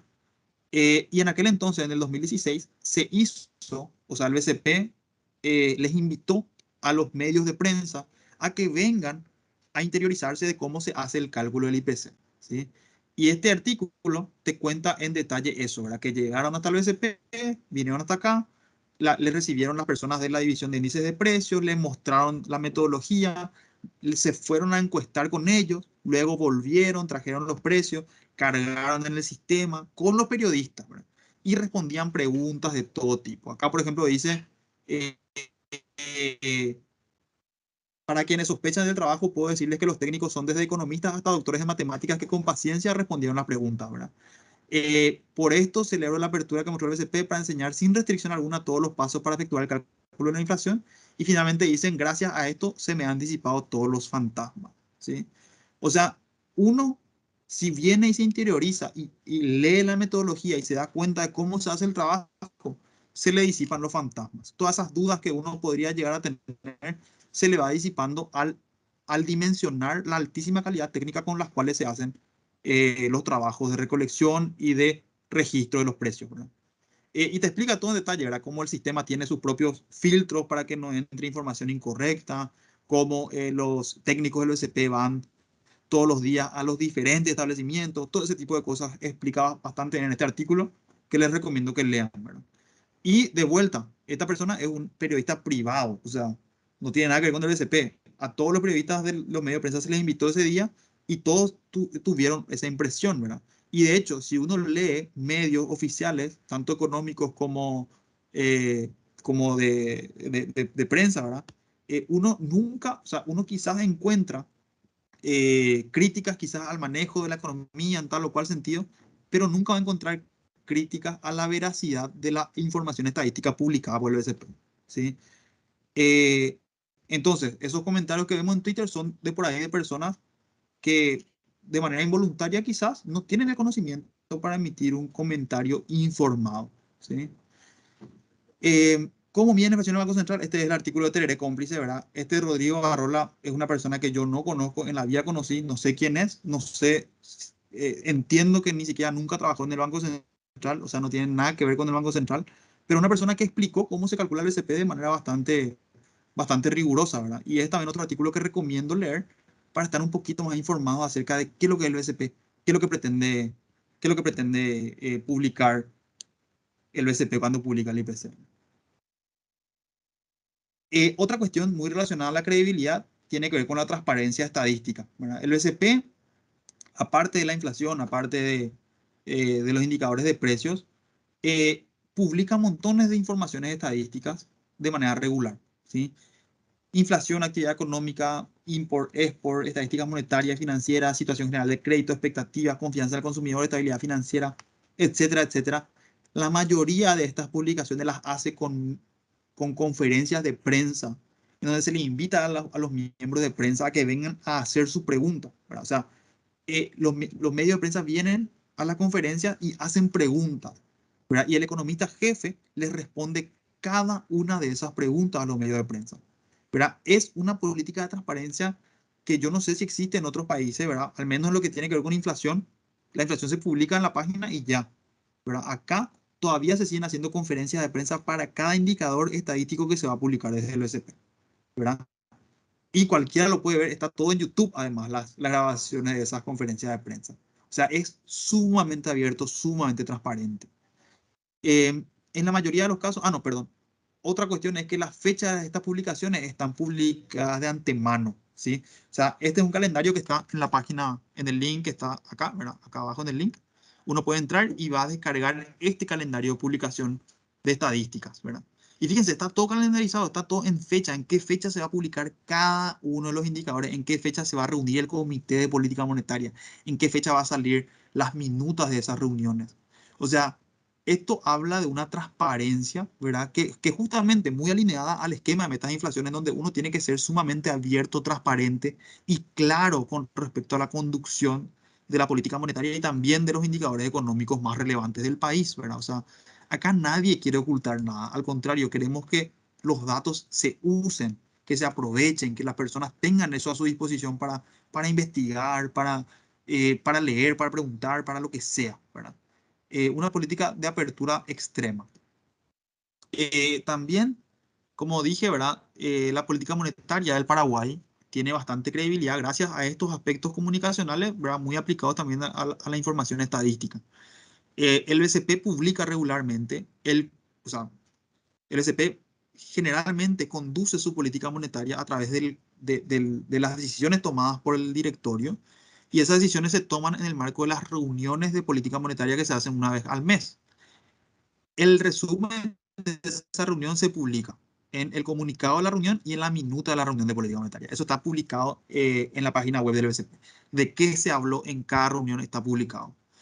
Y también de manera trimestral se publica el informe de política monetaria con una explicación súper detallada acerca de las variables, las razones por las cuales la inflación, la actividad económica, la import, export, el dólar tuvo tal o cual variación, ¿verdad? Explicaciones bien detalladas.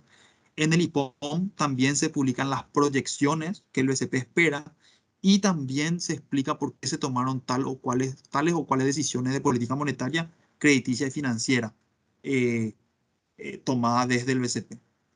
Este es el comunicado de la reunión del CPM, la minuta de la reunión del CPM que se puede descargar y el informe de política monetaria, una fotito de la carátula y el contenido, ¿verdad? Y como les digo, este informe es sumamente detallado, ¿verdad? Y sumamente rico en información que cualquiera puede leer, cualquier ciudadano se pone a disposición porque es un bien público realmente tener información respecto a nuestra economía, ¿verdad?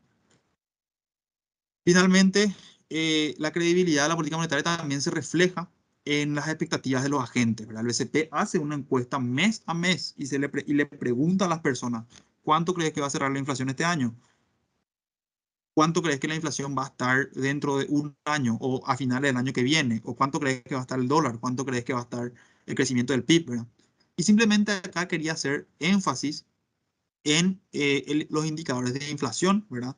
El BCP tiene un esquema de meta de inflación, con lo cual se compromete a eh, obtener una tasa de inflación del 4% interanual, ¿verdad? A lo largo de un horizonte de política monetaria, o sea, entre 18 a 24 meses. Y cuando se le pregunta a las personas, ¿cuánto crees que va a estar la inflación en este horizonte de política monetaria, ¿verdad? Pese a todo lo que estamos viendo hoy del petróleo, del gas, esta inflación sumamente elevada que está teniendo lugar debido a choques exógenos, ¿verdad? Pese a todo eso, los agentes responden que en el horizonte de política monetaria ellos esperan que la inflación se ubique en 4,6%, lo cual está dentro del rango meta del BCP, que es del 4 más menos 2%, ¿sí? O sea, pese a todos los choques que estamos teniendo, pese a lo mal que se está yendo al mundo entero en términos de control de la inflación, los agentes económicos de Paraguay siguen confiando de que en el horizonte de política monetaria, entre 18 y 24 meses en adelante, ¿verdad? Que es el plazo en el cual el BCP tiene ese compromiso de cumplir una meta, los agentes siguen creyendo que el BCP va a cumplir su meta, porque va a estar efectivamente dentro del rango de entre 2 al 4, de entre el 2 al 6% de inflación, ¿verdad? Con media en 4, ¿verdad? 4 más menos 2. Entonces, esto habla un poco acerca de la credibilidad, no solamente de nuestras estadísticas, sino también del manejo de la política monetaria desde el Banco Central. Y finalmente, hablar un poquito de algunos tópicos finales para ir cerrando y dando lugar a preguntas, ¿verdad? En primer lugar, bueno, como tópico final, ¿dónde encontrar los datos del IPC y de inflación? Esta es la página del BCP, ustedes pueden acceder ahí. Acá están algunos indicadores de política monetaria que ustedes pueden ver, pero para acceder a los datos del IPC, ustedes tienen que hacer clic en estadísticas económicas, ¿verdad? De igual manera, acá ya pueden ver la inflación interanual de abril, bueno, este es el 2021, ¿verdad? Ahora debería ser marzo del 2022, que va a estar en la página principal. Pero para tener datos más desagregados, pueden hacer clic acá en estadísticas económicas.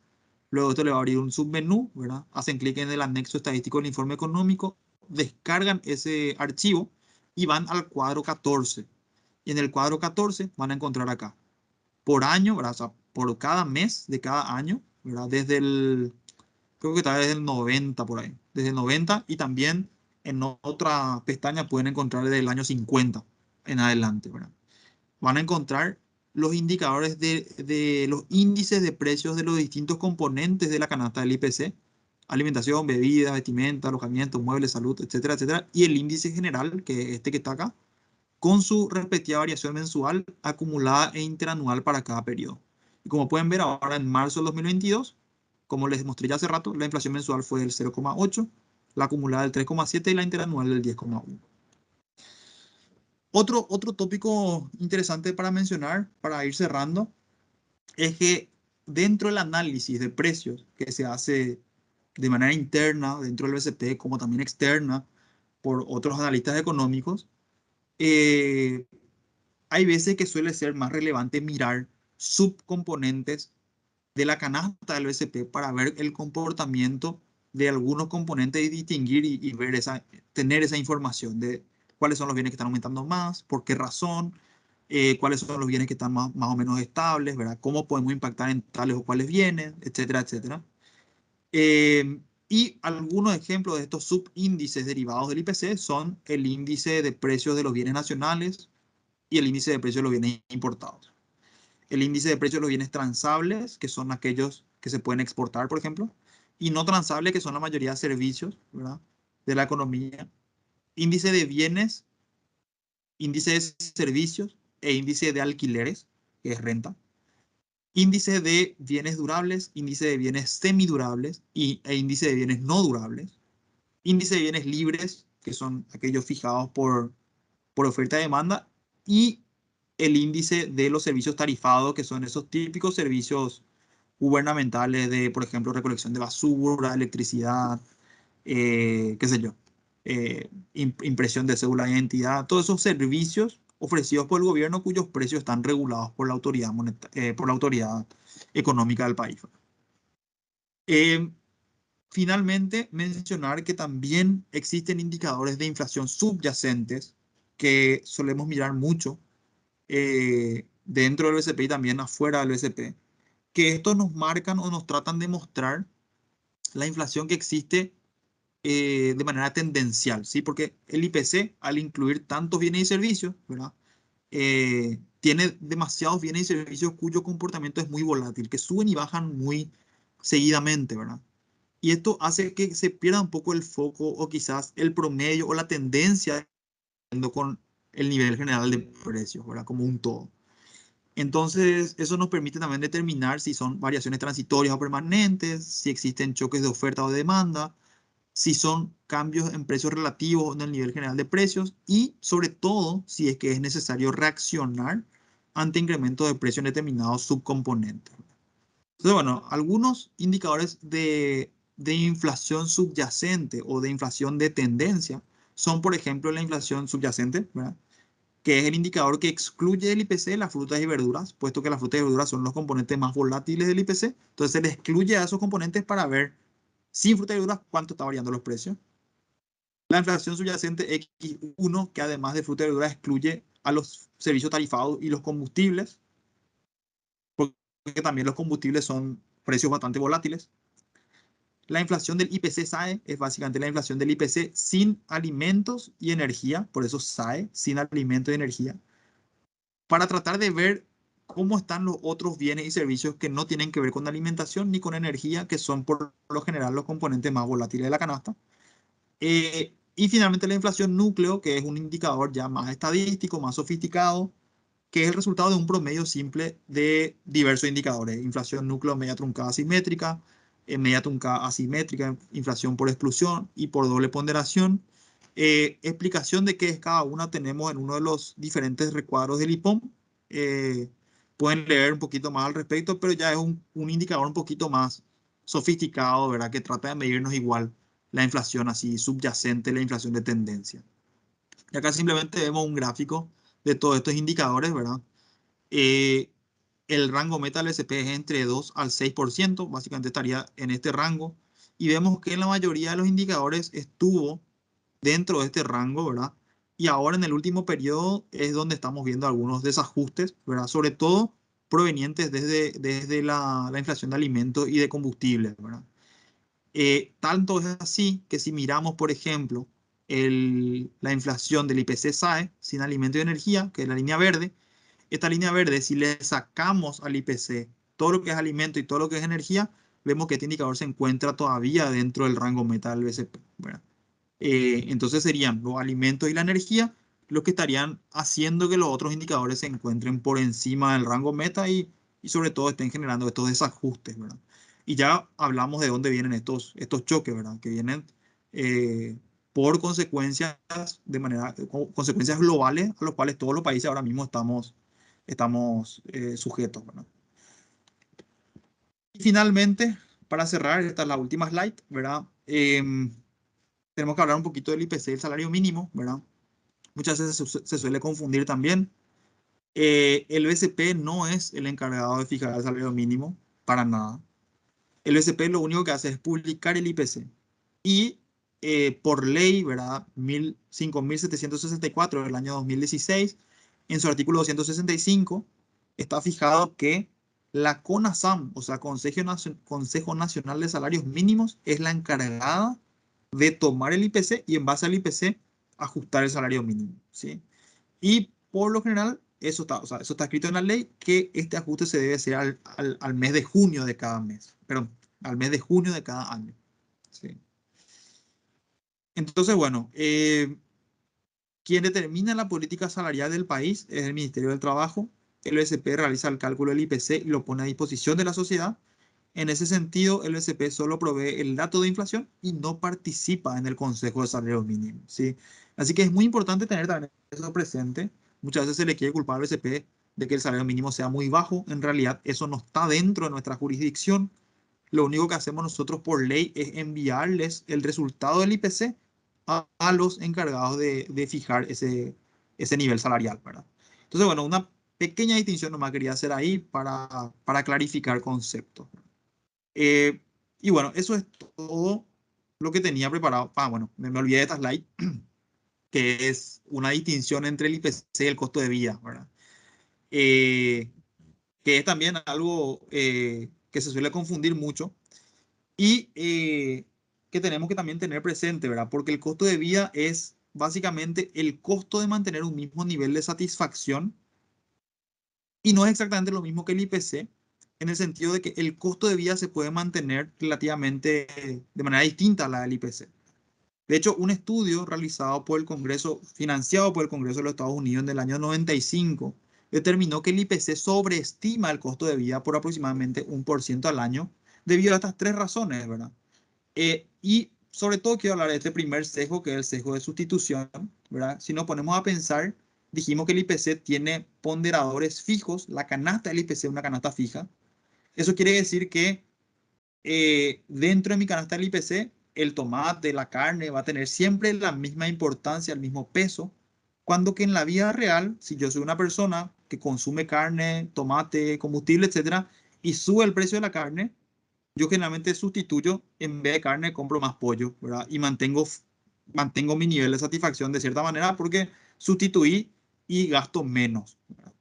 Sin embargo, el IPC, al tener ponderadores fijos y la canasta al ser fija, el IPC impide que uno pueda sustituir, o sea, dentro de la canasta del IPC no se puede sustituir carne por pollo cuando sube mucho la carne. Entonces sube mucho la carne y el IPC asume que las personas siguen consumiendo la misma cantidad de carne siempre, todos los meses. Entonces eso es algo que evidentemente sesga o ejerce un sesgo al alza del IPC con respecto al indicador de costo de vida, que es un indicador meramente subjetivo, difícil de cuantificar.